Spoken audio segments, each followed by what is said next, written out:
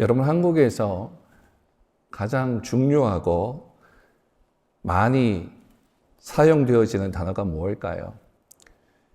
누군가가 이것에 대해서 정리한 것이 아니라 제가 방문하면서 그런 생각을 한번 해보았습니다. 그리고 결론을 한번 내어보았습니다. 제가 이번에 한국을 방문하면서 강하게 느낀 것이 있습니다.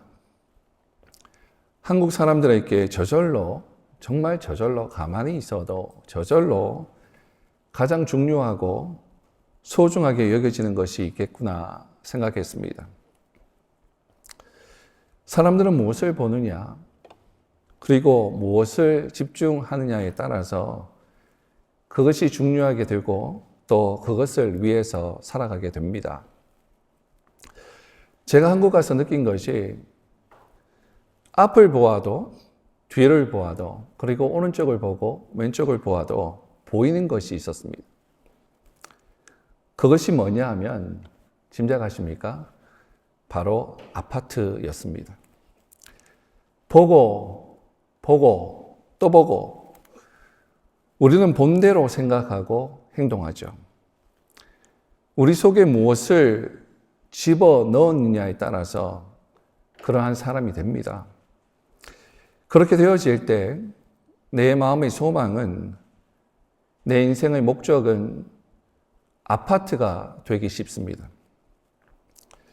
그래서 대부분의 사람들은, 한국에 있는 대부분의 사람들은 내 평생에 좋은 아파트를 가지는 것이 삶의 목적이 되어버리게 되죠. 특히 한국은 아파트가 가장 부귀의 상징이고 부를 가지기 위한 투자처입니다. 그래서 그것을 가지기 위해서 모든 방법을 동원해서 때로는 치매 걸린 아픈 부모의 통장에 몰래 손을 대고 형제도 친구도 모두를 속이게 되는 것을 보게 됩니다. 오늘 하나님께서 우리에게 주신 말씀은 신앙인이 재물을 소유할 때에 어떤 자세를 가져야 하고 또 그 재물을 어떻게 사용해야 하는지에 대해서 말씀하고 있습니다. 먼저 우리가 정리해 보아야 할 말씀이 있죠. 본문 17절에서 바울이 디모데에게 말할 때에 그 다음 말씀 보여주십시오. 네가 이 세대에서 부한 자들을 명하여 라는 말씀이 있습니다. 쉬운 성경의 번역으로 표현하자면 이 세상의 부자들에게 이 말을 전하십시오 입니다. 이렇게 바울이 말한 것으로 보아서 이 말씀의 대상이 1차적으로 돈 많은 부자임을 알 수 있습니다. 여러분, 질문합니다. 여러분은 부자입니까? 아니면 가난한 자입니까? 아마 여기 앉아 계시는 모든 분들이 나는 부자가 아닙니다 라고 말씀하실 겁니다. 정말 그렇습니까? 질문 또 하나 하도록 하겠습니다. 그러면 내가 부자가 아니라 라고 생각하면 우리가 얼마를 갖고 있어야 부자라고 말할 수 있겠습니까? 제가 사람들을 보니까요, 집을 가지고 있지 않는 사람도 나는 가난하다라고 생각하고 집을 가지고 있는 사람도 나는 충분하게 가지고 있지 않다라고 생각하더군요. 그런데 여러분, 아프리카 사람들이 나는 가난해 라고 말하는 집을 가지고 있지 않는 미국에서 사는 사람들을 보면 뭐라고 생각할까요? 부자라고 생각할 것입니다. 1억을 가진 사람들은 10억을 가진 사람을 보고 부자라고 생각할 것이고 10억을 가진 사람들은 아니야, 나는 부족해. 100억을 가진 사람이 부자야 라고 생각할 것이고 또 아프리카 사람들은 미국에서 1억밖에 없다라고 생각하는 사람들을 보고 부자라고 생각할 것입니다. 그러니까 상대적인 의미에서의 최고 부자는 이 세상에 없습니다. 따라서 오늘 본문 말씀의 이 세상에서 부한 사람들, 세상에서 부자인 사람들은 바로 이 자리에 앉아있는 말씀을 전하고 있는 우리 모두가 그 말씀의 대상입니다. 정말 극빈자가 아니라면요. 근데 미국에서 극빈자는 아프리카 사람들이 볼 때는 극빈자가 또 아니더라고요. 다 뚱뚱하지 않습니까? 얼마나 잘 먹는지. 그렇다면 사랑하는 성도 여러분, 우리가 하나님의 말씀에 나오는 그 부한 사람들, 세상에서 부한 사람들, 그 사람들의 대상에 들어간다면 우리는 재물을 소유할 때 어떤 자세를 취해야 할까요? 17절을 한번 보겠습니다. 이 세대의 부한 자들에게 명하여 마음을 높이지 말고 뭐라고요? 마음을 높이지 말라라고 말씀을 해요. 이것이 오늘 첫 번째 교훈입니다. 마음을 높이지 말라는 것은 쉽게 얘기해서 교만하지 말라라는 뜻입니다.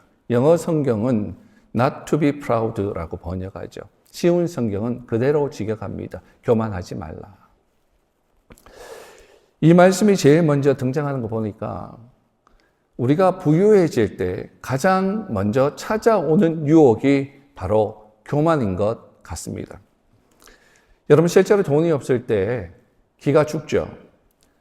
그러다가 돈을 벌면 갑자기 우쭐거리는 것을 봅니다. 돈이 없을 때는 어깨가 축 처져 있다가 부자가 되니까 갑자기 어깨에 힘이 들어갑니다. 근데 여러분 하나님은 반대로 세상 사람들이 하는 모습처럼 그렇게 하지 말고 반대로 이럴 때에 마음을 높이지 말라라고 하십니다. 왜 그렇습니까? 교만은 하나님께서 싫어하시는 악한 죄이기 때문에 그렇습니다. 성경은 이렇게 말하죠. 무릇 마음이 교만한 자를 여호와께서 어떻게 하신다? 미워하신다. 교만은 패망의 선봉이요 거만한 마음은 넘어짐의 앞잡이니라. 하나님은 교만한 자를 대적하시고 겸손한 마음이 겸손한 자들에게 은혜를 베푸신다라는 말씀이 있죠. 사랑하는 여러분, 하나님이 은혜 주셔서 부유해질수록 겸손하십시오. 세상 주의가 높아질수록 겸손하십시오. 그것이 바로 하나님께서 오늘 우리에게 주시는 말씀입니다. 내가 무언가 된 줄 알고 교만하기 시작하면 그것은 하나님 앞에서 끝장입니다. 두 번째 오늘 우리에게 주시는 교훈은 역시 17절에 있는 말씀이죠. 정함 없는 재물에 소망을 두지 말라라는 거예요. Not to trust in their money, which is so unreliable. 제가 이번에 여행을 하면서 비행기 이코노미석에 앉아서 열몇 시간을 비행해서 갔습니다. 앉아만 있었죠. 너무너무 힘들었어요. 이번에는 정말 더 힘들더라고요. 나이가 들어가는 모양입니다. 죄송합니다. 어르신들 앞에서. 여러분들은 더 힘들겠죠. 그죠? 여기서 달라스까지 비행기 안에서 한 2시간 정도.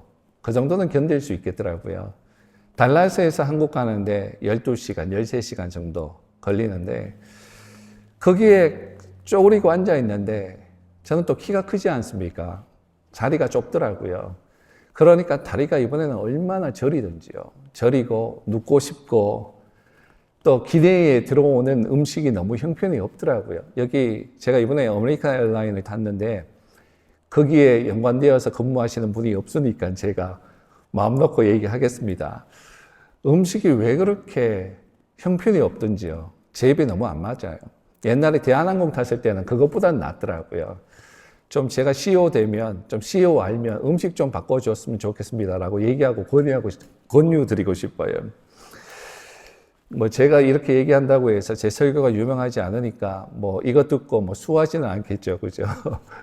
정말 음식이 좀 불편하기도 하고 그래서 힘이 들었는데 그래서 바로 저의 마음에 드는 생각이 뭐냐 하면 돈만 있으면 이제 비즈니스석 아니면 퍼스트 클래스석 예약해서 여행하고 싶다라는 생각이 간절해지더라고요. 그러나 반대로 이런 생각도 해보았습니다. 비즈니스석 또는 퍼스트 클래스석을 살 수 있는 돈을 가지고 있다고 할지라도 건강 때문에 비행기를 탈 수 없다면요. 이번에 가서 제일 먼저 한 것이 저희 장모님 여권부터 만들어 드렸습니다. 여차하면 모시고 오려고. 집에서 고생하시고 몸이 편찮으셔서 혼자 놔둘 수가 없어서 여차하면 모시고 오려고 처음에 보니까 상황이 좋지는 않더라고요. 그래도 무조건 시청 가서 여권부터 만들었어요. 그리고 만약 모시고 올 수 있겠다라고 생각이 되어지면 편찮으신 장모님 위해서 비즈니스석 아니면 퍼스트 클래스석 예약하려고 했습니다. 저희들은 못 앉더라도 어르신 힘들 것 같아서 그 좋은 좌석 돈 들어도 예약하려고 했어요. 그런데요, 여행하기가 불가능하더라고요. 건강이 좋지 않으니까 잘못하면 비행기 여행하시다가 그냥 천국 가시겠더라고요. 그래서 다음 기회로 넘겼습니다. 여러분, 돈이 있다고 무엇이든지 다 할 수 있습니까?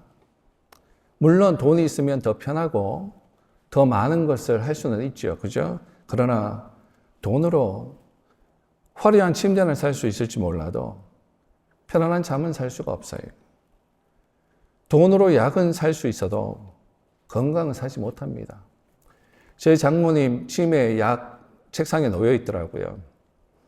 근데 주중에는 도우미 아주머니가 오셔서 약을 먹여주시니까 먹는데 주말에는 혼자 계시니까 약이 있어도 약을 사놓아도 치매 노인이 먹는 거 잊어버리고 밥 먹는 거까지 잊어버리시니까 먹지를 못하더라고요. 돈이 있어서 약을 사놓아도 먹지를 못하고 또 돈으로 약은 살 수 있을 줄 몰라도 건강은 살 수가 없더라고요. 돈이 있지만 퍼스트 클래스 좌석을 살 수 있는 돈이 있지만 그것을 탈 수 없는 건강이라면 퍼스트 클래스 좌석을 살 수는 없지만 이코노미석이라도 여행할 수 있는 건강한 사람이 더 나은 거지 않겠습니까? 애플의 주인이었던 스티브 잡스도요, 얼마나 돈이 많았습니까? 그렇게 많은 돈을 가지고 있었음에도 불구하고 자신의 건강을 지키지 못했고 또 그 돈은 그의 생명을 지켜주지 못했습니다. 1923년 그 당시에 세계에서 가장 성공했다고 하는 미국의 재벌 7명이 미국 시카고 한 호텔에 모였습니다. 이 재벌들의 재산을 합한 것은 당시에 미국 전체의 재산보다 많았다고 합니다. 미국 재무부의 재산보다 더 많았다고 합니다. 7명의 재산이. 그래서 당시의 경제계의 방송이나 신문은 그 사람들의 일정을 신문에 보도하는 것이 일과였습니다. 그런데 27년이 지났습니다. 1951년이 되어서 어떤 기자가 그들의 현 상황을 조사해 보았습니다. 그리고 재미있는 사실을 발견했습니다. 그 7명 중에 그 어느 한 명도 27년 전의 재산을 가지고 있지 않다는 사실이었습니다. 그 중에 두 명은 이미 파산 선고를 한 상태였습니다. 그리고 그 중에 2명은 빚을 갚지 못해서 형을 받고 감옥살이를 하고 있었습니다. 그리고 나머지 3명은 파산으로 자신의 목숨을 끊어버린 뒤였습니다. 여러분, 극단적인 예 같지만 이 사건은 우리에게 분명한 사실 하나를 증명해 주고 있죠. 그것은 재물이라는 것은 영원히 지속되지 않는다라는 것입니다. 사랑하는 여러분, 돈은 우리의 미래를 보장해 주지 못합니다. 더구나 죽음이 우리 앞에 찾아왔을 때에 우리는 그 죽음 앞에서 아무것도 가지고 가지 못하게 됩니다. 그러므로 재물 그 자체, 돈 그 자체, 그것에 소망을 두고서는 안 됩니다. 주식이 있고, 아파트가 있고, 빌딩이 있고, 땅이 있고, 돈이 있고, 이 모든 것을 소유했다고 할지라도 그것 자체가 나에게 소망을 준다라고 생각하면서 살지 마십시오. 그것은 영원히 지속되는 것이 아닙니다. 그렇다면 여러분, 우리는 누구에게 소망을 두어야 할까요? 본문은 우리에게 그것을 말하고 싶은 거예요. 바울은 그것을 말하고 싶은 것이고 하나님은 바울을 통해서 그것을 우리에게 말하고 싶은 것입니다. 17절 말씀 다시 한번 읽어봅시다. 내가 이 세대의 부한 자들을 명하여 마음을 높이지 말고 정함이 없는 재물에 소망을 두지 말고 오직 우리에게 모든 것을 후히 주사 누리게 하시는 누구요? 하나님께 두며. 침대에 없어도 단잠을 주시는 하나님, 약 이전에 건강을 주시는 하나님, 쾌락이 아니라 진정한 행복을 주시는 하나님, 우리에게 필요한 것을 채워주시는 하나님, 우리를 구원하기 위해서 독생자 예수 그리스도를 십자가에 달려 돌아가시게 하신 우리를 사랑하시는 그 여호와 하나님께 소망을 두며 살아가야 할 것입니다. 사랑하는 여러분, 돈을 벌 때마다 하나님을 기억하십시오. 재물을 얻을 때마다 하나님을 기억하십시오. 한 달에 한 번, 두 번 그 작은 사례를 받을 때마다 그것을 주신 여호와 하나님을 찬송하고 감사하면서 하나님을 기억하십시오. 새로운 사업을 시작하십니까?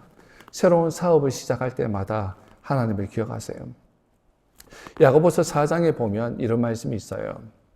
거기에 허탄한 자랑을 하는 사업가들 이야기가 나옵니다. 그 사람들이 이렇게 얘기해요.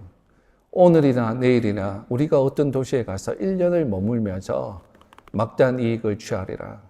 우리가 장사를 해서 막대한 이익을 취하리라. 우리가 부자가 되리라. 더 덧붙이자면 자랑하며 살리라. 자랑하는 부자들, 사업가들이 나옵니다. 그때 야고보가 이렇게 얘기합니다. 내일 일을 너희가 알지 못한다. 너희 생명이 뭐냐? 너희는 잠깐 보이다가 없어질 안개니라. 우리가 장사해서 부자가 될 거야. 우리가 자랑할 거야. 라고 얘기하지 말고 너희가 도리어 말하기를 주의 뜻이면, 하나님의 뜻이면, 하나님의 은혜가 거기 있으면 우리가 살기도 하고 이것도 하고 저것도 하라라고 말하고 있어요.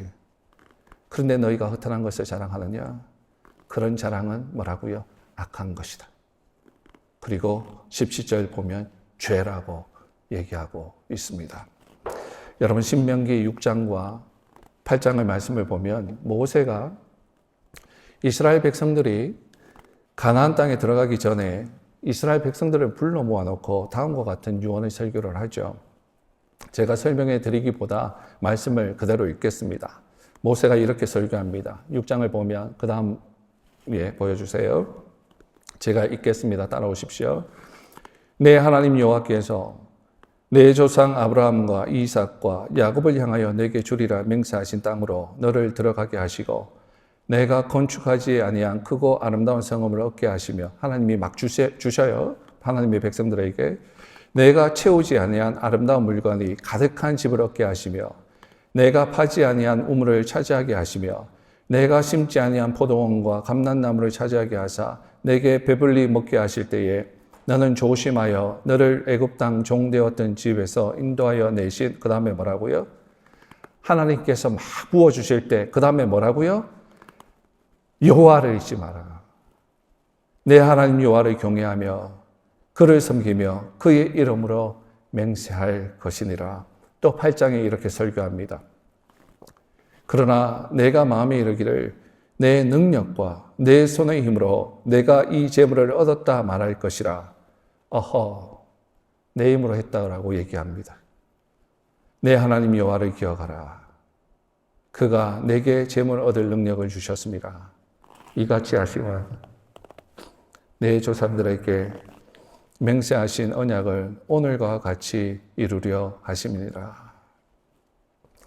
여러분, 아시겠습니까? 우리가 똑똑해서 부자가 된 것이 아닙니다. 우리가 잘나서 평안한 삶을 사는 것이 절대로 아닙니다. 우리가 특출나서 잘 되는 것이 아닙니다. 그것은 전적으로 하나님의 은혜예요. 하나님께서 우리에게 귀한 은혜를 베풀어 주셔서 이런 것을 받고 있는 것입니다. 제가 이번에 한국을 방문하면서 오랫동안 만나지 못한 친구들을 몇 명 만났습니다. 그 중에 하나 정말 그립고 정말 절친인 어떤 목사 하나를 만났어요. 그 목사님은 지금 한국에서 아주 이름 있는 유명한 중형교회에서 목회를 하는 친구입니다. 근데 그 친구를 보면요, 정말 하나님의 은혜다라는 생각이 들어요. 무시하는 것이 아니라 사실 그대로 말씀드립니다. 그 친구가 실력이 솔직히 없어서 대학교도 못 갔어요.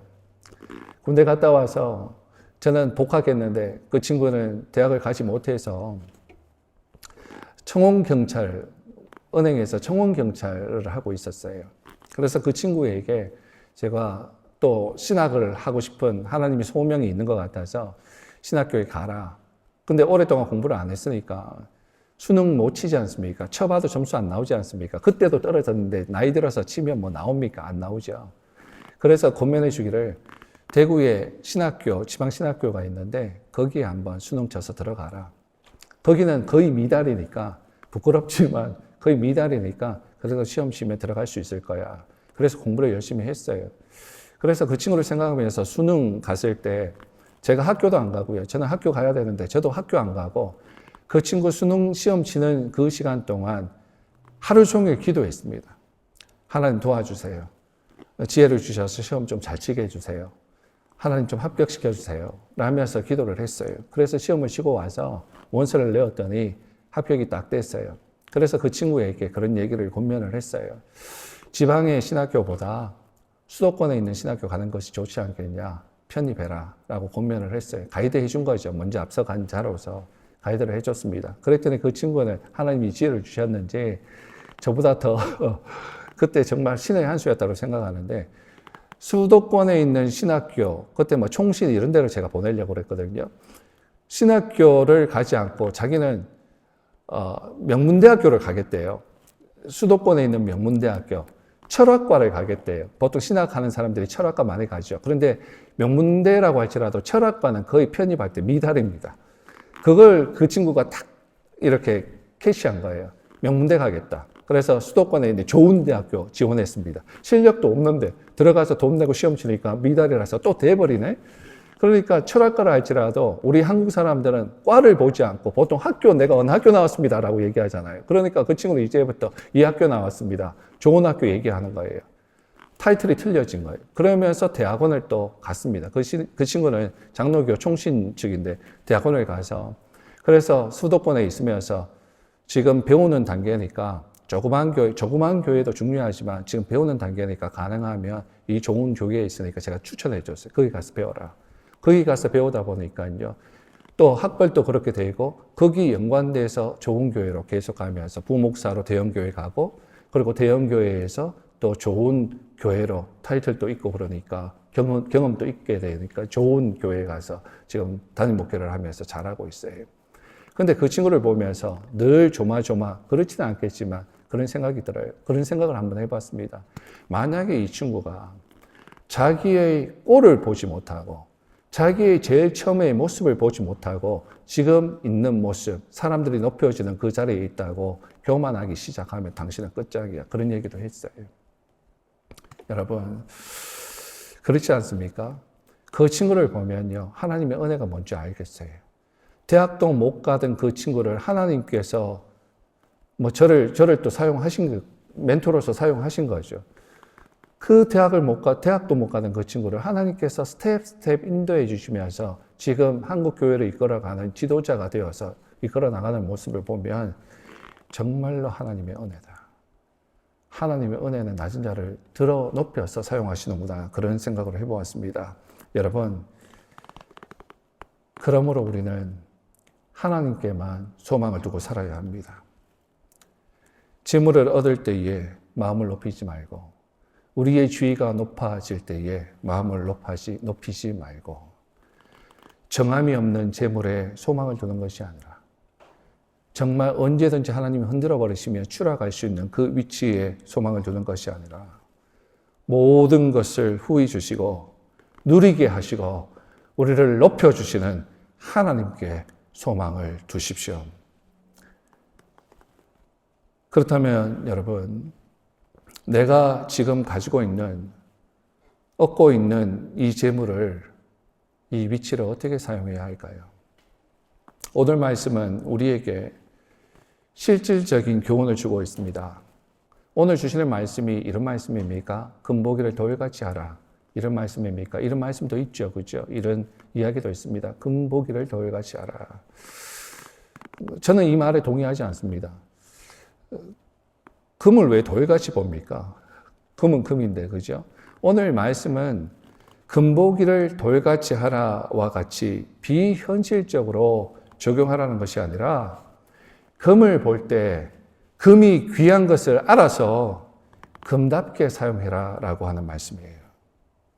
18절 말씀을 한번 보겠습니다. 선을 행하고 선한 사업을 많이 하고 나누어 주기를 좋아하며 너그러운 자가 되게 하라. 여러분, 돈은 물과 같은 거예요. 물. 독사가 마신 물은 무엇을 만들어냅니까? 독을 만들어내죠. 그러나 젖소가 마시는 물은 무엇을 만들어냅니까? 우유를 만들어내요. 돈은 우리로 하여금 시험과 올무와 종욕에 빠지게 해서 멸망을 체험하게 하는 걸림돌이 되기도 합니다.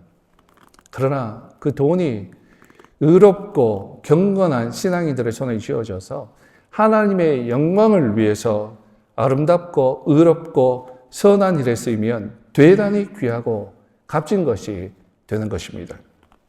그래서 하나님께서는 오늘 본문 말씀을 통해서 선을 행하고 선한 사업을 많이 하고 나누어 주기를 좋아하는 너그러운 자들이 되라라고 말씀하십니다. 어떻습니까, 여러분? 우리는 하나님께서 주신 선물인 재물을 이와 같은 목적으로 귀하게 사용하고 있습니까? 오늘 하나님께서 이렇게 결론을 내려주세요. 19절 말씀을 보겠습니다. 이런 결론이에요. 이것이 장래에 자기를 위하여 좋은 터를 쌓아 참된 생명을 취하는 것이니라. 여러분, 이 말씀은 돈을 많이 내면, 구제를 많이 하면 교회에서 직분을 받게 되고 하나님께는 구원을 받는다라고 하는 의미가 아닙니다. 이 말씀은 이미 예수님을 인격적으로 만난 성도들이, 즉 구원을 받은 성도들이 바로 이와 같은 삶의 모습으로 살아갈 때 하늘나라에서 가장 귀한 투자를 하게 된다라는 뜻입니다. 그래서 예수님은 수훈에서 너희를 위하여 보물을 땅에 쌓아두지 말라. 오직 너희를 위하여 보물을 어디에? 하늘에 쌓아두라라고 말씀하셨습니다. 사랑하는 성도 여러분, 여러분의 일생을 통해서 하늘나라에 투자할 수 있는 것이 무엇입니까? 가장 실용적인 것은 여러분에게 주신 그 재물을 가장 귀한 데에 사용하는 것입니다. 여러분, 세상 사람들은요, 엄청나게 이 땅에서 투자를 하죠. 그런데 이 땅은 영원히 거할 땅이 아니죠. 유한한 땅이죠. 몇십 년 살면 끝나는 땅이죠. 그런데 몇십 년 살기 위해서도 그 몇십 년 나이가 들어서 후반대에 우리가 살겠다라고 하면서 그러면 10년, 20년 그 정도의 세월을 위해서 투자를 하는데 그렇게 많이 투자를 하죠. 한국에서는 부동산, 아파트가 아까 얘기했듯이 아파트가 투자처니까, 그죠? 한국은 투자가 부동산입니다. 미국은 투자가 주식이죠. 한국에서 투자합니다.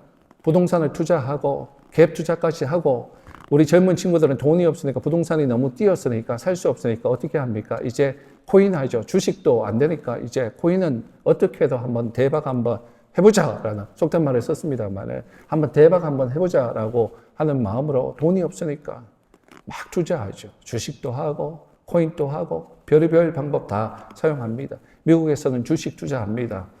그렇게 여러분 많은 사람들이 투자하는데 그런데 왜 영원히 머물 영원한 하늘나라를 위해서는 투자하지 않죠? 왜 투자하는 사람들이 보이지 않죠?